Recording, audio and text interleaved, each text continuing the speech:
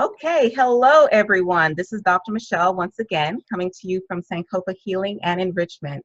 And as you know, I made a commitment to you guys to interview a lot of different practitioners that we have in our community that I feel are doing wondrous things and that are creating results that are truly miraculous. And if you know anything about me, you know that one of my passions is working with children, working with teenagers and working with the very young.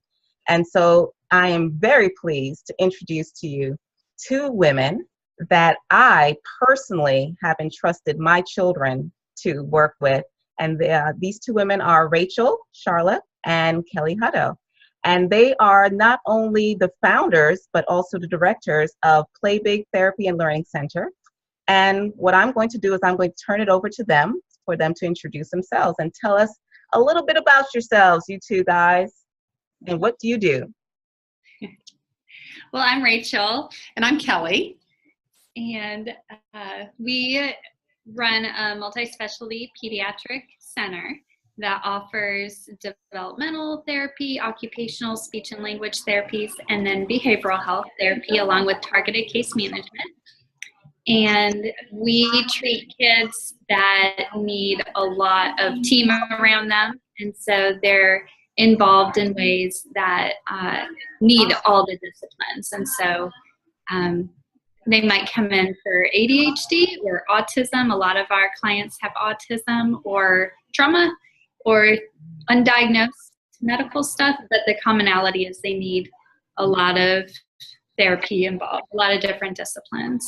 And their families do too, because obviously with a multifaceted involvement for children, the family is torn. There's so many appointments to keep, and we're all under one roof, which is a really novel idea to have the developmental services join the behavioral health services, and then also having the targeted case management that can help link those families with the services that were designed for them. They just can't often access them, or they don't even know that they're out there. Mm-hmm. Now, I have a little bit of a heads up for the rest of our audience because I know a little bit more about the story for both of you guys, and it's, especially Kelly. And so I'm going to prompt you in a certain direction into telling us a little bit more about what did you find was lacking in the conventional approach that led you to create PlayBig Therapy? Well, I was given a tremendous blessing with a special needs son. And he was my second child.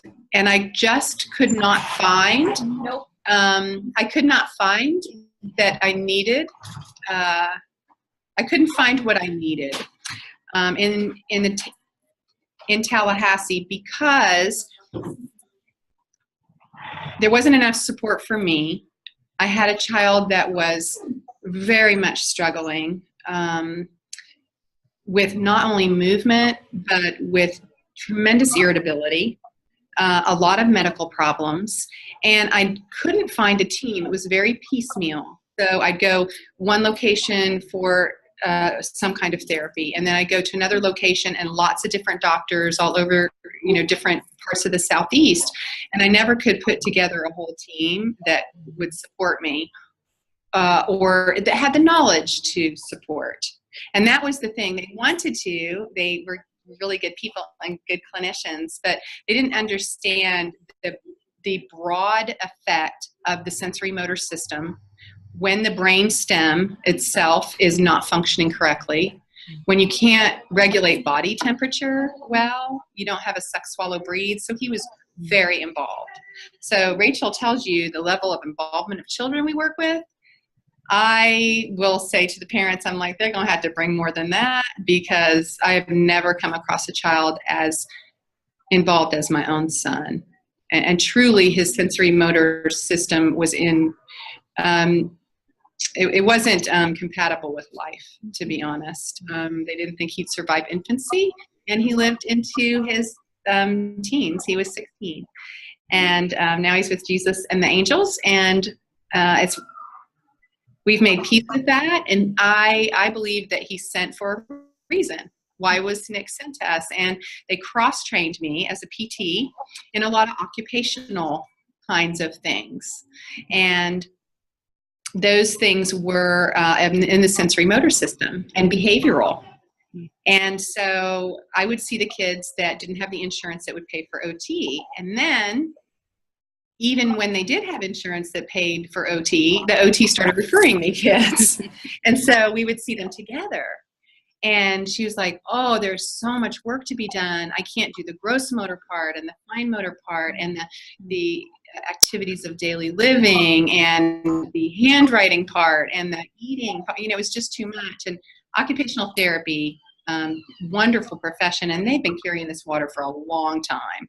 And then we have the emotional health part. Well, I didn't even get any of that. I didn't even know it existed. I was never referred anywhere. My son was never referred anywhere. You know, they said that I was neurotic. Well, I'm like, I think I'm sleep psychotic. I really do. I've studied about this. I'm not getting any rest. And my child is going to literally not be able to eat food and keep it down. And I'm worried about his survival. And so this was a very, very difficult time for me. And both Rachel and I had wanted to go to medical school. I had actually taken the MCAT and was in biochemistry and histology when Nick was born, and all hell broke loose. And my husband and I were like, this is not going to happen for me. He was very difficult to deal with. And so we were at an inpatient stay for a couple weeks, as we did many, and the therapist came to the room, and it was an OT and a PT, and they said, we know you don't have a diagnosis, but we can help you understand and meet the needs of your child right now. And they showed me how to bathe him piece by piece. They did alternative feeding. And so it was just a blessing. And my husband said, you'd be good at this, honey, you know, to go into. That's how I started. And Rachel came about it a different way. Yeah, so I was getting referred kids. I do mental health. I'm a licensed clinical social worker. And I was getting referred kids that could not be contained in a playroom.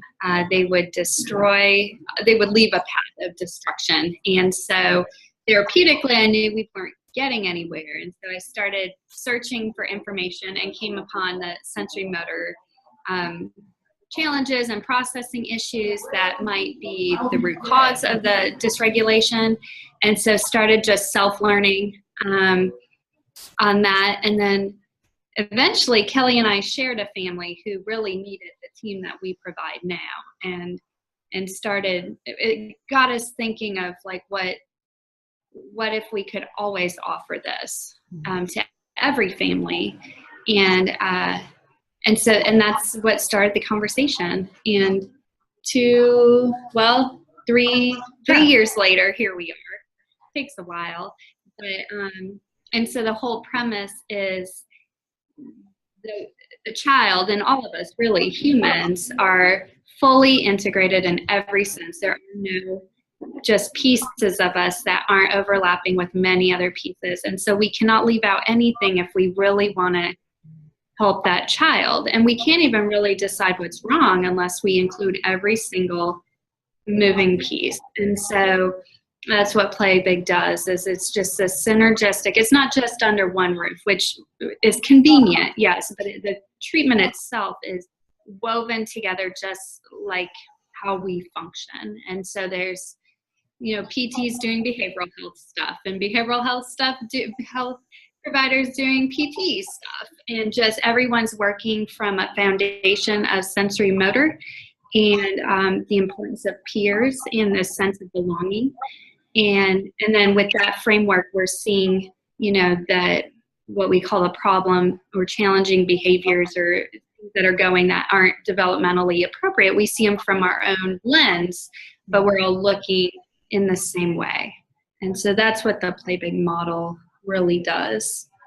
Now, I keep hearing a lot of talk about sensory motor, and for the rest of us normal people that don't really know all these fancy terms, can you give me some more information? Yeah. The foundation of how we take in information from our environment. There's just a few ways, really. It's through our sensory system, through movement, and through emotions. That's it. It's the only That's the ways. ways that we are connected to the world and to other people. And so what comes in as a sensory input can come in through, of course, most people know the basic five, the smelling and the tasting and the seeing and the hearing and the feeling. But the big hitters that we can't live without are vestibular. And that is, where is your body in space? Okay, there's an apparatus, the vestibular cochlear apparatus. It's attached to the cochlea for hearing, but it's semicircular canals, the utricle and saccule. Movement of your head through space, hopefully your body is attached to it, and that's where your body is moving through space. The proprioceptive system is one of pressure receptors in the muscle bellies and the joints of the body, and it gives feedback as to the whole of you. What's my mass? Where do I end and other people begin? What is my contents? And that's being grounded in your body. And many of our children do not know where they are in space. It can happen at a problem at the actual receptor sites. This is very new knowledge that it can happen peripherally, or it can happen centrally, where the neuron circuits are not wired up correctly. So it's like having a house with either too few wires and all these light switches, or it's having just a jumbled bunch of wires and electrical current just spread out amongst all of them. So they don't have a good sense of who they are and the weight of themselves and contents of themselves. And then the other one, so you have proprioceptive and vestibular, tactile, which is touch. And then we have enteroreceptors, which are our internal receptors, side of ourselves. So while my son did not ever cry with external pain, like a blood draw, they'd want to wake him up. And I'm like, don't, for heaven's sakes, let him sleep. Because he didn't feel that. He would injure himself externally. But you give him any kind of digestive reflux or gas bubble or anything like that internally, very hypersensitive to his enteroreceptors. So whether it was the receptors in the peripheral, I don't know, or whether it was just central and the way that was processed. And we often have parents that say, well, are they really in pain? Well, yeah. I mean, yes, they are really in pain. Or are they just perceiving it that way? And I'm like, well, first of all, perception is reality. But on top of that, that's the way they're processing. It literally hurts their body. Had a little boy, when we started doing the deep pressure brushing, he would say, you are pulling all of my bones out of my skin. And I honestly, he's high functioning autism. He said, you are the worst massage therapist ever. And he said, when he was talking to his mom months after he was much, much better, and he said, when people put their hand out the window and the kids are doing their hand out the window and it looks so fun, he said, that hurts me and it feels like wet sand hitting my body. And she just broke into tears, and she's like, that's how traumatizing his inability, because of the way he's wired up, for him to process his sensory motor world. And that in and of itself is traumatic for our kids. So they've experienced trauma, whether it's overt or covert. Mm-hmm. So now, part of what you do through your therapy is to help to move children from where they are to a more balanced place. And so how does that relate to the neuroplasticity, and why is that important, and what is it?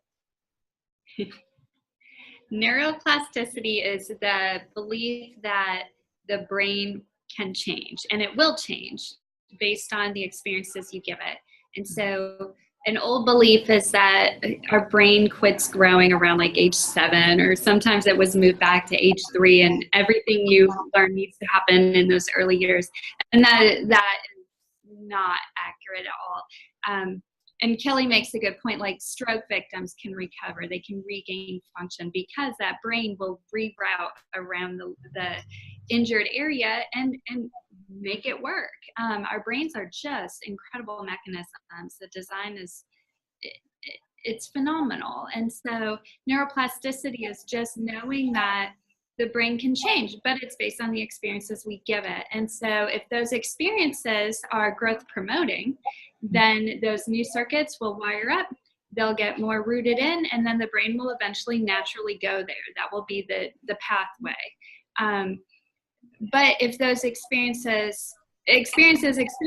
so those could also be what we see a lot now is like a lot of video gaming. And so that will create circuitry around that too. And the brain will prune away what you do not use because it's all about efficiency. And so if I'm using my social skills and I'm engaging and I'm having to lean into the discomfort of meeting new people or making small talk or putting out my hand first or initiate, navigating the social dance, if I'm leaning into that, my brain is just, the circuitry is building around that. It's pruning away these other things like that rise of anxiety that shoots me through the roof. That will get pruned away with time. The more experience of this other I get it. But if I'm isolating and playing video games or staying to myself, even reading, isolation is allowing me to prune away all those other things. And so it's always experience given. And so we tell experience driven, we tell our kids and our parents, like, make sure you're giving it the experiences you want the outcomes from, and be very mindful on that, because it's with intention we can really change our circuitry. And that's in a sense curative. Our brain has changed. We're no longer struggling with this thing, whatever that was, and we are now in a better, stronger place. That's curative. Whereas medication and other therapies are more management, like, let's just get you through today. and we got tomorrow, but let's get you through today. And sometimes we just get through the day or through the moment. But for us, we're always looking at, that's not good enough. Like, where does that leave that child? And so we're looking at, let's put in the hard work today and put up with the mess today, so that, tomorrow and many tomorrows after, you're in a different spot and you don't have to be where you are today again. And that's neuroplasticity. And it's not a new idea. 30 years, you think? Like, it started showing up in literature a long time ago. And but yet applied in treatment and therapy, it is very slow to come on board. And we don't know why, except it's complicated and it's messy.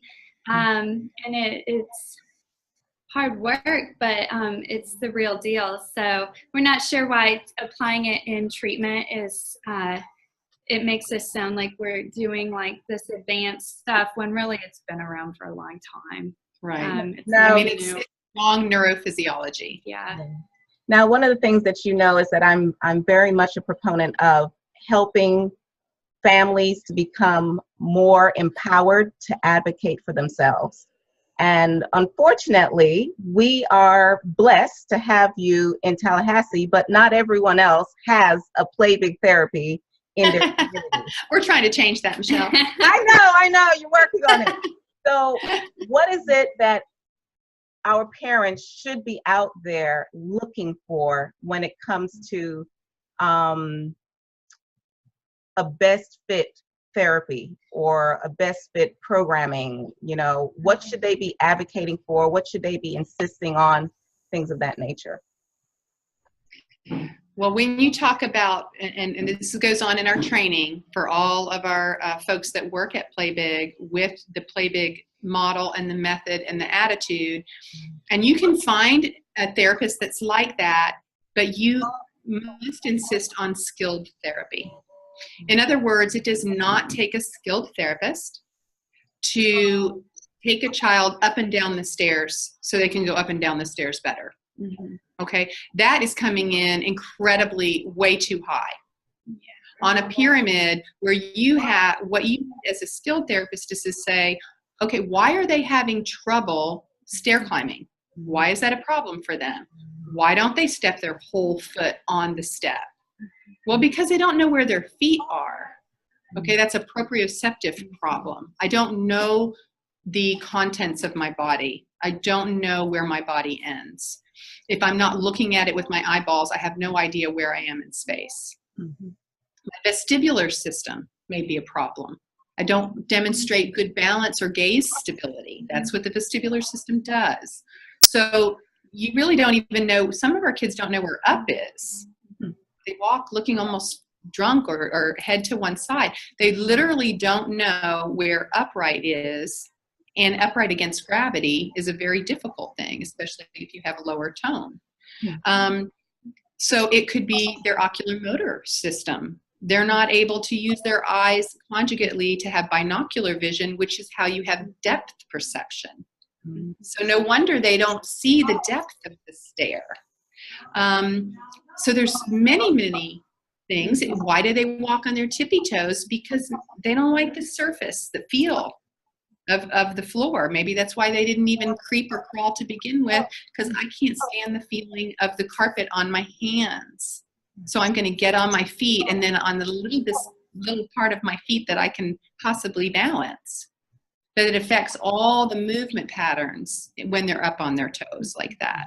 So it takes, it's not just schlepping them up and down the stairs to get stairs better. So what? You got one set of stairs and it's in this particular setting.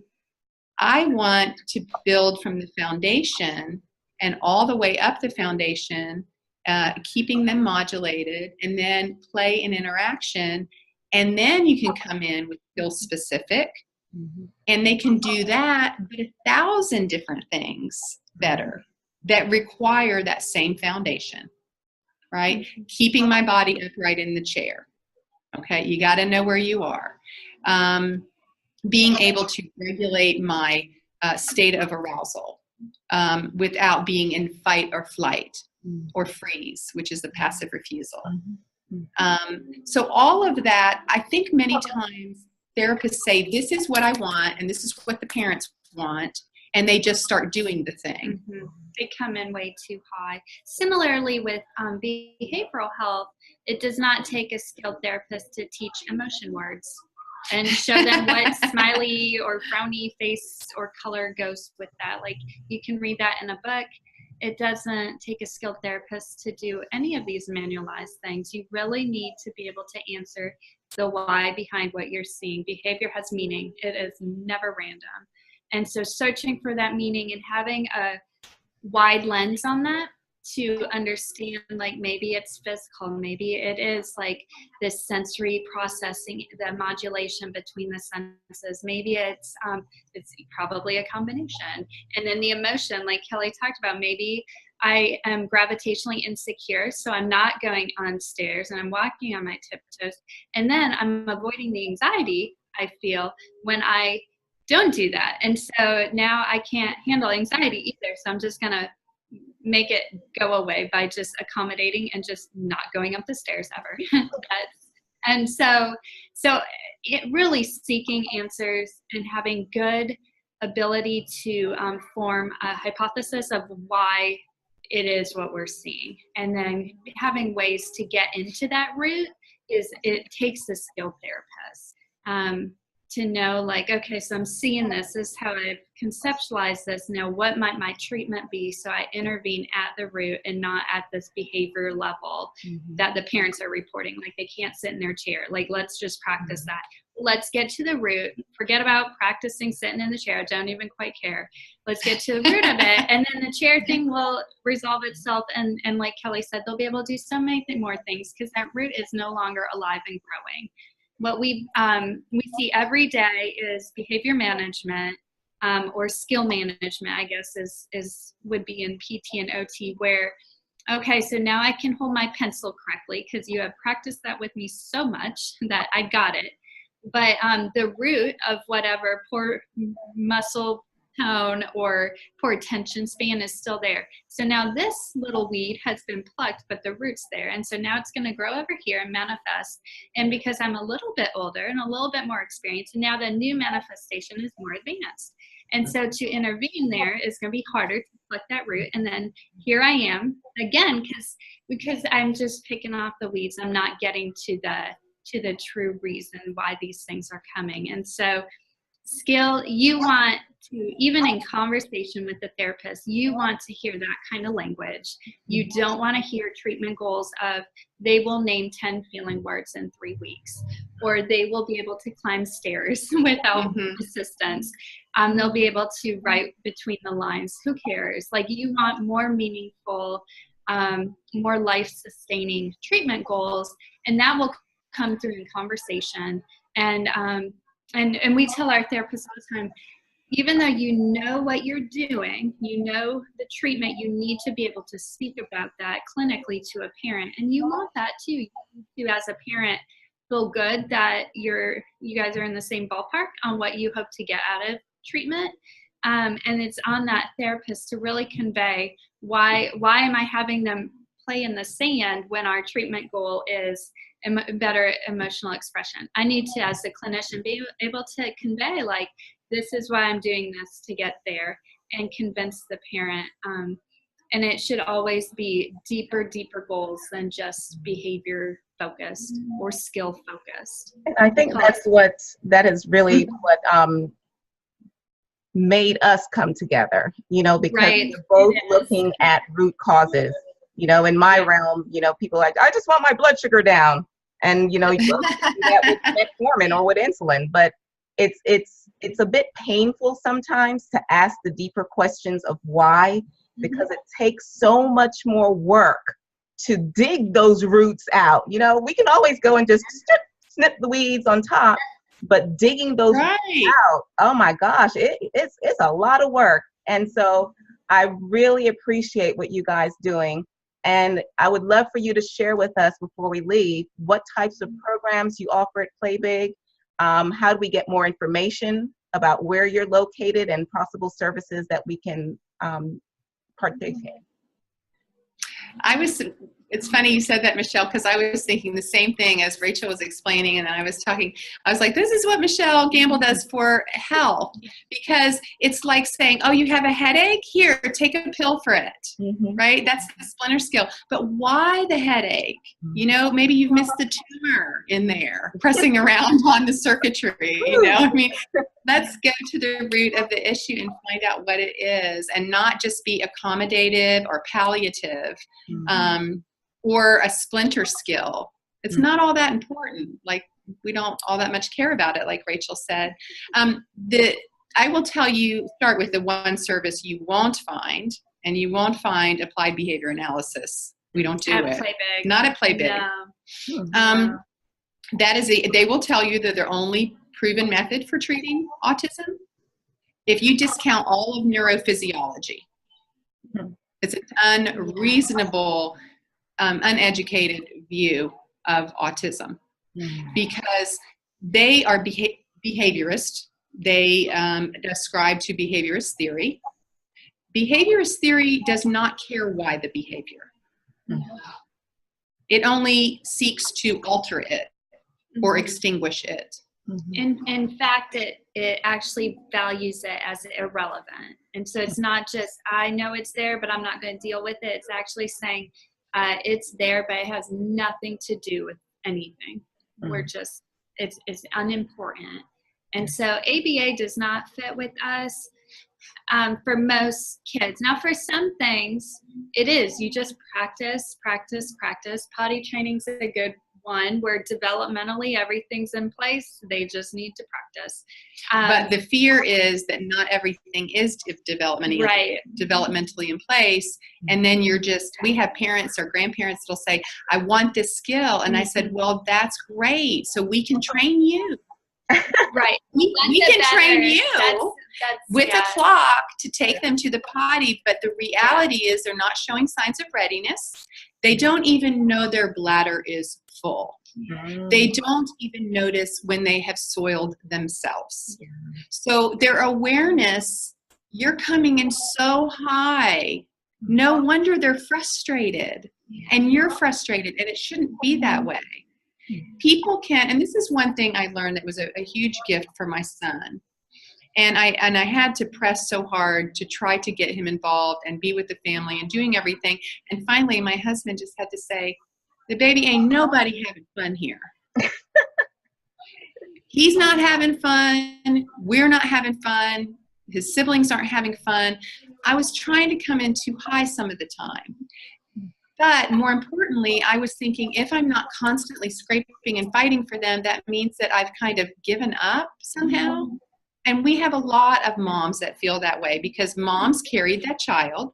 There's that sense of guilt, no matter how irrational, no matter that I've had 2 other typically developing children.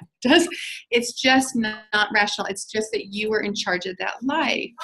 And you feel like I must fight for it all the time. But what you find yourself doing is you're taking all the joy. So I help parents understand that you can have both of those things. They're not mutually exclusive.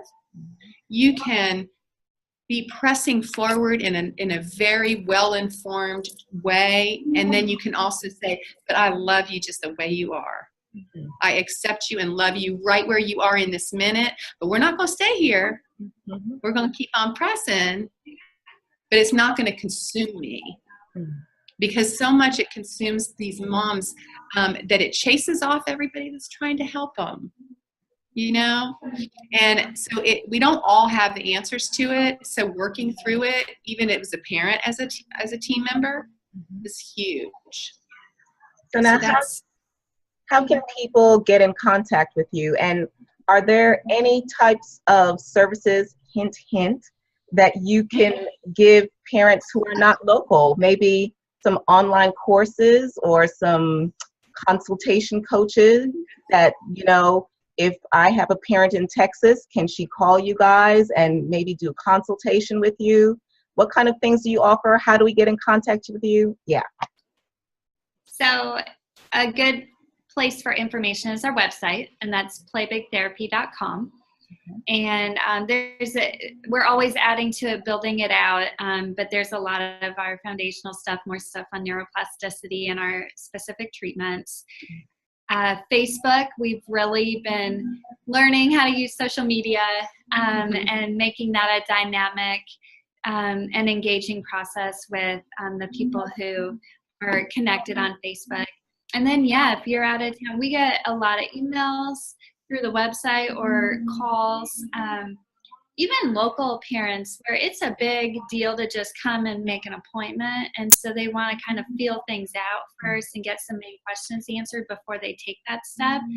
And so call us, email us. And Kelly and I are working on developing like training videos and curriculum for therapists and parents. That's a very fun. And for children and themselves. for their kids. Some of the children that can benefit from that, you know, level. But we have a location here, 5,000 square foot state-of-the-art facility here in Tallahassee, Florida. And we're opening our second location with double the square footage in Marianna, Florida, which is in Jackson County, in September. Yeah. September. Yeah. Wow. Yeah.